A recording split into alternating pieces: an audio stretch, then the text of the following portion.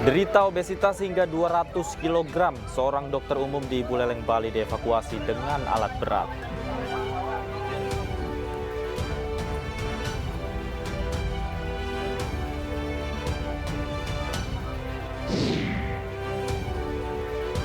Hakim Pengadilan Tipikor menolak eksepsi mantan Menteri Komunikasi dan Informatika Johnny G. Plate.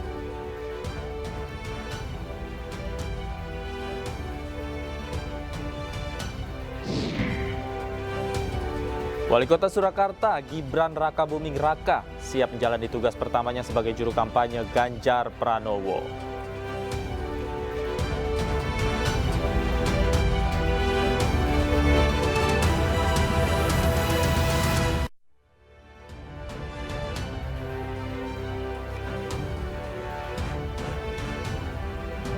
Halo, selamat sore pemirsa, demikian tadi berita pilihan iNews sore hari ini bersama saya Davi Pratama. Pemirsa, kita awali iNews sore hari ini dengan informasi Menteri Koordinator Bidang Perekonomian hari ini dipanggil Kejaksaan Agung dan akan diperiksa sebagai saksi dalam kasus dugaan korupsi pemberian izin ekspor minyak sawit mentah.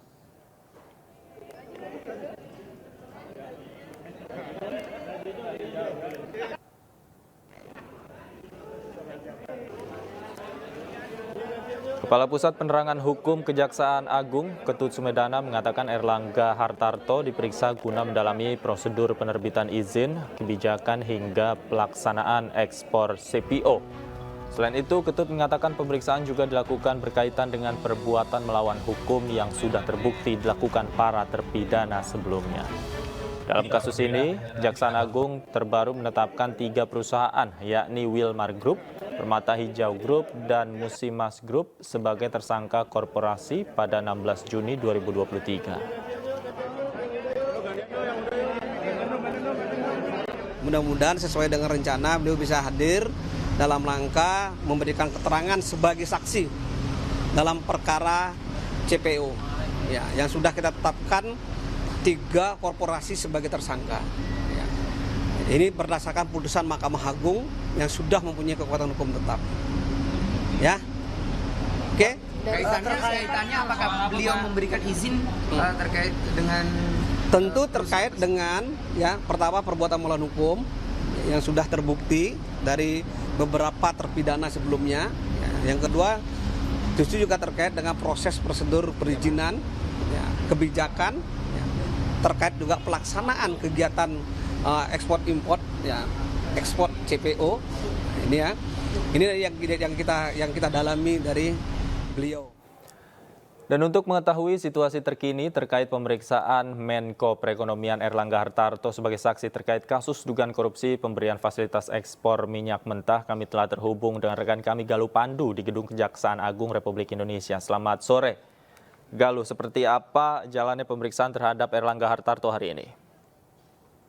Selamat sore, Davi dan pemirsa. Saat ini kami menunggu kedatangan Menko Perekonomian Republik Indonesia, Erlangga Hartarto, yang hari ini akan diperiksa oleh Kejaksaan Agung sebagai saksi kasus pemberian fasilitas ekspor minyak sawit mentah atau crude palm oil atau CPO, yang mana dijadwalkan untuk hadir di Kejaksaan pada pukul 4 sore, namun sampai pukul sekarang Erlangga Hartarto belum juga tiba.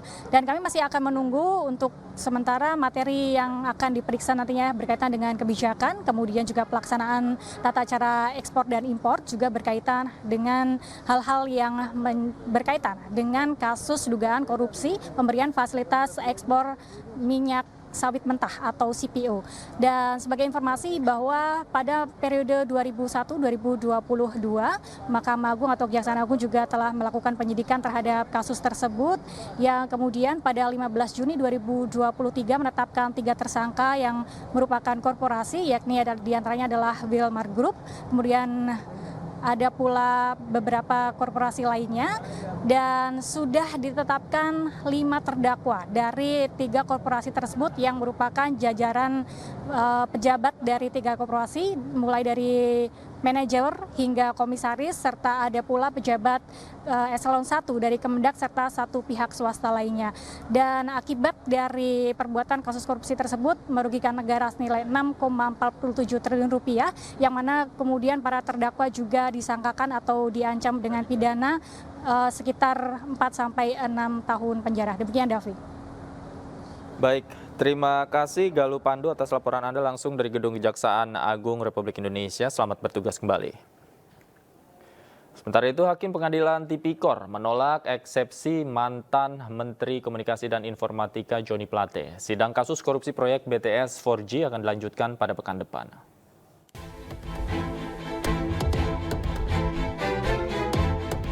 Sidang putusan sela kasus korupsi proyek BTS 4G Baktikominfo digelar hari ini di Pengadilan Tipikor.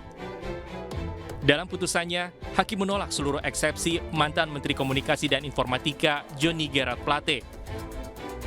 Hakim menilai pembelaan Joni tidak memiliki landasan hukum. Serta pasal-pasal lain dari peraturan perundang-undangan yang bersangkutan. Mengadili, 1. Menyatakan eksepsi tim penasihat hukum terdakwa Joni Gerard Plate tidak dapat diterima. 2. Memerintahkan penuntut umum untuk melanjutkan pemeriksaan perkara atas nama terdakwa Joni Gerard Plate dengan surat dakwaan register perkara nomor PDS 24-M114-FT1-06 2023 tertanggal 16 Juni 2023. 3. Menangguhkan biaya perkara sampai putusan akhir. Demikianlah diputuskan dalam rapat permusyawaratan Majelis Hakim Pengadilan Tindak Pidana Korupsi pada Pengadilan Negeri Kelas 1A Khusus Jakarta Pusat.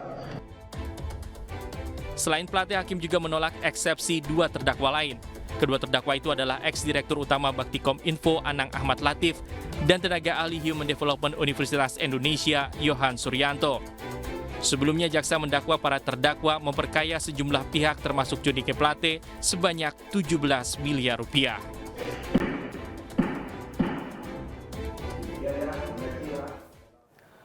Penyelidikan kasus dugaan korupsi penyediaan menara BTS Baktikominfo terus bergulir. Banyak kejutan dari kasus tersebut, mulai dari mantan Menkominfo Joni G. Plate yang ditetapkan sebagai tersangka hingga misteri pengembalian aliran dana 27 miliar rupiah.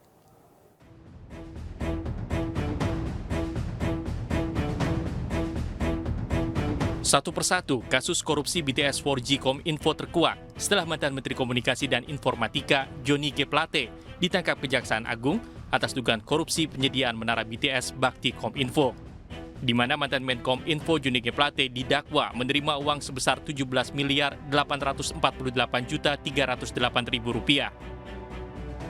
Kasus ini melibatkan sejumlah orang seperti Anang Ahmad Latif yang diduga menerima uang sebesar 5 miliar rupiah, lalu Yohan Suryanto sebanyak 453.608.400 rupiah, lalu Irwan Hermawan sebesar 119 miliar rupiah, Windy Purnama 500 juta rupiah, dan Muhammad Yus Rizky Mulyawan 50 miliar rupiah dan $2.500.000 Amerika Serikat. Atas kasus tersebut, negara mengalami kerugian hingga 8,3 triliun rupiah yang diselidiki sejak tahun 2022 lalu. Menariknya, pengungkapan kasus ini semakin berkembang. Kuasa hukum Irwan Hermawan, Magdir Ismail, menyerahkan uang pecahan dolar Amerika Serikat dengan nilai 1,8 juta dolar atau 27 miliar rupiah. Namun Magdir tidak menyebutkan siapa yang menyerahkan uang tersebut. Kasus korupsi BTS Baktikominfo bermula dengan rangka memberikan pelayanan digital di daerah terdepan, terluar, dan tertinggal dengan membangun 7.904 Best Transceiver Station atau BTS. Namun setelah melalui pemeriksaan satelit, laporan pembangunan hanya ada 958 tower. Sementara nilai proyek pengadaan BTS tersebut mencapai 10 triliun rupiah. Dengan pengusutan yang masih terus berjalan, bukan tidak mungkin Kejagung akan menetapkan tersangka baru untuk menguak kasus korupsi BTS 4G Baktikominfo. Tim Liputan iNews melaporkan. Kasus korupsi proyek BTS 4G Baktikominfo telah menjerat 7 tersangka selain Joni G. Plate. Akibat korupsi yang dilakukan oleh Plate CS, negara dirugikan hingga 8 triliun rupiah.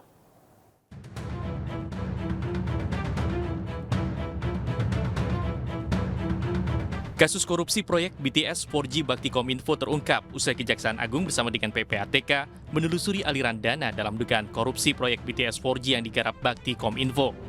Awalnya, Baktikominfo berencana membangun 4.200 menara BTS untuk memberikan pelayanan digital di daerah terdepan, terluar, dan tertinggal. Di tengah jalan proyek ini terindikasi bermasalah. Berdasarkan laporan hasil audit penghitungan kerugian keuangan negara yang dilakukan BPKP pada April 2023, jumlah kerugian negara dari proyek ini mencapai 8 triliun rupiah. Penyidik Kejagung sejauh ini telah menjerat 8 tersangka. Beberapa di antaranya termasuk mantan Menkominfo Johnny G. Plate telah dibawa ke meja hijau. Berikut 7 tersangka di kasus korupsi BTS 4G Baktikominfo selain Johnny G. Plate. Yang pertama ada Anang Ahmad Latif, Direktur Utama Bakti Kemenkominfo. Lalu Galumbang Menak Simanjuntak, Direktur Utama PT Mora Telematika Indonesia. Kemudian ada nama Yohan Suryanto, tenaga ahli Human Development Universitas Indonesia tahun 2020. Lalu ada Mukti Ali, Account Director PT Huawei Tech Investment, serta Iwan Hermawan, Komisaris PT Solitek Media Sinergi.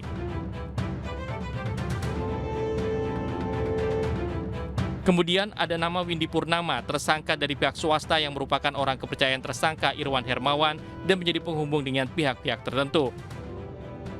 Lalu tersangka ketujuh adalah Muhammad Yusrizki, Ketua Komite Tetap Energi Terbarukan Kadin yang juga Direktur Utama PT Basis Utama Prima. Selain nama-nama tadi, kasus ini juga turut menyeret nama Menpora Dito Aryo Tejo.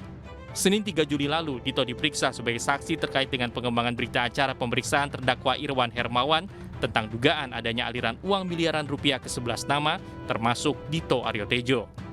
Tim Liputan iNews melaporkan. Sidang lanjutan kasus penganiayaan Mario Dandi kembali digelar di Pengadilan Negeri Jakarta Selatan. Paman David Ozora, Rustam Hatala dihadirkan sebagai saksi dalam persidangan. Sidang hari ini menghadirkan saksi atas nama Rustam Hatala yang merupakan paman David Ozora. Dalam sidang itu, Rustam memberikan keterangan terkait kondisi terakhir David Ozora. Di hadapan majelis hakim dan peserta sidang, Rustam mengungkap kondisi mental David yang menurun dan tidak bisa berbicara normal seperti sedia kala. Namun keterangan Rustam tidak diterima oleh kuasa hukum Shane Lucas yang menganggap Rustam bukanlah seorang ahli yang bisa menilai kondisi kesehatan seseorang. Sidang Mario Dandi akan dilanjutkan pada tanggal 20 Juli 2023 dengan agenda pemeriksaan saksi ahli dari pihak jaksa penuntut umum. Ya, kami masih beranggapan bahwa ini tidak ada rencana, karena rencananya itu benar-benar rencana untuk bertemu dan mengklarifikasi gitu. Pada saat bertemu itu memang ada reaksi yang bisa muncul ya dari seorang Mario pun ya kita bisa bayangkan kalau misalnya informasinya adalah dilecehkan, emosi seperti apa yang.